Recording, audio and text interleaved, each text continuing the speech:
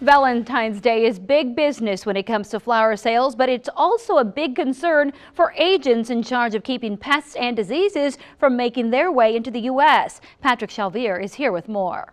Millions of flowers cross into Texas from Mexico a year, and it's the job of Border Patrol agents to check every single shipment, especially in January and February with Valentine's Day just around the corner. When you think of that day of love, you probably think of flowers. But some of those flowers that are imported to the States can cause a major catastrophe. At the end of the day, what we're trying to do is find those harmful pests before they're introduced into the U.S.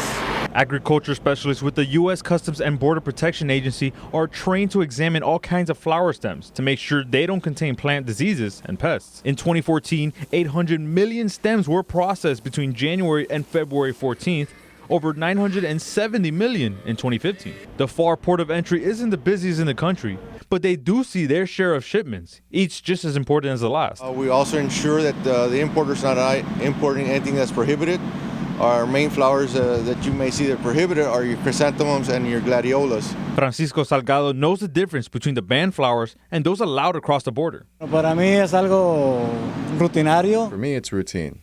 I do it almost every week.